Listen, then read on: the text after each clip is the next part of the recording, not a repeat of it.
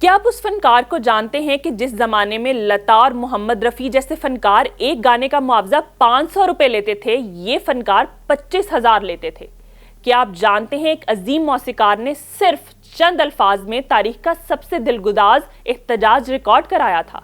وہ کون سا لمحہ تھا جب ایک استاد فن کو اپنے ہی وطن میں اجنبی ہونے کا احساس ہوا؟ کیا واقعی صرف ایک جملے نے ایک عظیم فنکار کو ہمیشہ کے لیے پاکستان چھوڑنے پر مجبور کر دیا؟ 365 پلس کے ساتھ میں ہوں فاطمہ تحریم، اور آج ہم آپ کو ایک عظیم گائک کی دل سوز کہانی سنانے جا رہے ہیں۔ رات کی اس پہر جب دنیا خوابوں میں گم تھی، ایک مدھم سی آواز خاموشی کو توڑ رہی تھی، ایک ایسا سر جو سننے والے کے دل کی دھڑکن کو بھی اپنی لہ میں باندھ لے۔ اندھیرے میں ایک پرانی ریکارڈ پلیئر پر ایک ٹھمری سنائی دے رہی تھی، یاد پیا کی آئے۔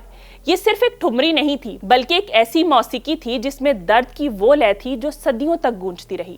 یہ آواز بابا بلے شاہ کے شہر پیدا ہونے والے کلاسیکل گائک بڑے غلام علی خان کی تھی۔ ہماری زندگی میں موسیقی کب، کہاں اور کیسے شامل ہوئی ہمیں یاد بھی نہیں، مگر ایک بات طے ہے کہ ہم سب نے کبھی نہ کبھی ایسا گانا ضرور سنا ہوگا جو سیدھا روح میں اتر جائے۔ اور جب بات استاد بڑے غلام علی خان کی ہو تو یہ عام گلوکار کی نہیں، بلکہ ایک ایسے فنکار کی کہانی ہے جو اپنے فن کی بلندی پر تھا، مگر اپنوں کے رویوں نے اسے دیس چھوڑنے پر مجبور کر دیا۔ تسی اچے تڑی ذات بھی اچی، تسی وچ اچ دے رہندے، اسی کسوری سڑی ذات کسوری، اسی وچ کسور دے رہندے۔ یہ کلام بابا بلے شاہ کا ہے، مگر جب استاد بڑے غلام علی خان کی کہانی سنتے ہیں تو لگتا ہے کہ یہ الفاظ ان کی زندگی کی بہترین ترجمانی کرتے ہیں۔ استاد بڑے غلام علی خان کو شاید خود بھی اندازہ نہ تھا کہ وہ ایک دن جگت استاد کہلائیں گے۔ ان کا فن اتنا بلند تھا کہ ہندوستان کے بڑے سے بڑے راجے مہاراجے ان کے آگے جھکتے تھے، اور وہ اپنے سروں سے محافل کو سحر میں مبتلا کر دیتے تھے۔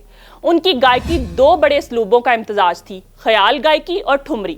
خیال گائکی میں گلوکار نہ صرف سروں کو سجاتا ہے بلکہ انہیں اپنی مرضی سے بکھیر کر سامعین کو ایک منفرد تجربہ دیتا ہے۔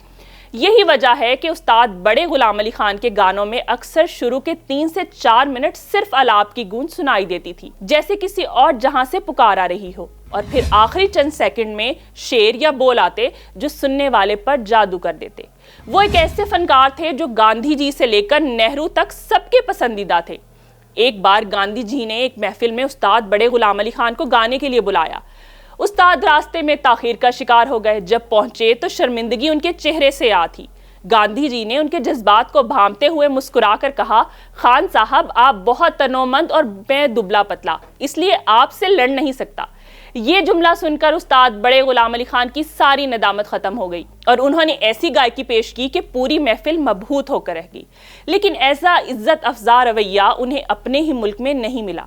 قیام پاکستان کے بعد نور جہاں، پٹھان خان، ملکہ پخراج، استاد امانت علی خان جیسے اور بھی بہت سے فنکار ہندوستان کی قائم و دائم موسیقی انڈسٹری کو چھوڑ کر پاکستان کی نوزائیدہ انڈسٹری کے قیام کرنے پاکستان آئے۔ ان میں استاد بڑے غلام علی خان نے بھی پاکستان میں ہی رہائش اختیار کی۔ وہ یہاں رہے، اپنی محافل جماتے رہے اور اپنے فن سے لوگوں کو محظوظ کرتے رہے۔ لیکن پھر ایک ایسا واقعہ پیش آیا جس نے ان کا دل توڑ دیا۔ زیڈ بخاری، جو اس وقت ریڈیو پاکستان کے ڈائریکٹر جنرل تھے، انہوں نے موسیقی سے متعلق ایک کتاب لکھی جس میں راگ اور ٹھمری کے سنسکرت کے الفاظ کو اردو اور فارسی میں بدلنے کی کوشش کی۔ استاد بڑے غلام علی خان نے اس پر اعتراض کیا اور شکایت لے کے ان کے دفتر پہنچے، مگر زیڈ بخاری نے نہ صرف ان کی بات سننے سے انکار کر دیا بلکہ اپنے چپڑاسی سے کہا، بیٹھے رہنے دو میراسی کو باہر۔ جب یہ الفاظ ان کے کانوں تک پہنچے تو استاد بڑے غلام علی خان کو احساس ہوا کہ ان کا فن ان کے ملک میں قابل عزت نہیں رہا۔ وہ جنہیں ہندوستان کے راجے مہاراجے قدر کی نگاہ سے دیکھتے تھے، انہیں ان کے اپنے ملک میں ہی میراسی کہہ کر ٹھکرا دیا گیا۔ یہ تضحیک برداشت سے باہر تھی، اور پھر استاد بڑے غلام علی خان نے فیصلہ کر لیا کہ وہ اب پاکستان میں نہیں رہیں گے۔ وہ ہندوستان سدھار گئے، جہاں انہیں نہ صرف عزت ملی بلکہ وہ وہاں کے سب سے بڑے موسیقاروں میں شمار ہونے لگے۔ جب ہندوستان کے ہدایت کار کے آصف فلم مغل اعظم کے لیے تان سین کی آواز تلاش کر رہے تھے، تب استاد بڑے غلام علی خان سے بہتر انتخاب کوئی اور کیسے ہو سکتا تھا؟ کے آصف کا کہنا تھا کہ اگر تان سین کی آواز بھی ریکارڈ ہوتی تو وہ بھی بڑے غلام علی خان سے اچھا نہ گاتے، مگر یہاں ایک مسئلہ آن پڑا تھا۔ بڑے غلام علی خان ایک اصول پسند گلوکار تھے اور وہ فلموں میں گانا معیوب سمجھتے تھے۔ ان کے لیے ان کی موسیقی راجوں، مہاراجوں اور چند اہل ذوق کی محفل تک ہی محدود تھی۔ مگر کے آصف کے بارہا اصرار پہ بڑے غلام علی خان نے انکار کی ترکیب سوچی اور کہہ دیا میاں میں ایک گانے کا 25,000 لوں گا۔ یہ بات یہاں غور طلب ہے کہ اس وقت لتا اور محمد رفیع جیسے گلوکار بھی ایک گانے کا معاوضہ 500 لیتے تھے، لیکن کے آصف جانتے تھے کہ تان سین کی آواز کے لیے بڑے غلام علی خان کی آواز سے بہتر اور کوئی آواز نہیں ہو سکتی، لہٰذا وہ مان گئے۔ استاد بڑے غلام علی خان کا فن آج بھی زندہ ہے، یہی فنکار کی براج ہے۔ فن اسے امر کر دیتا ہے، ہمیشہ کے لیے تاریخ میں محفوظ کر دیتا ہے، چاہے وہ یاد پیا کی آئے ہو، شام سوریا ہو یا کاہے کو بیاہی بدیس، ان کی آواز آج بھی گونجتی ہے۔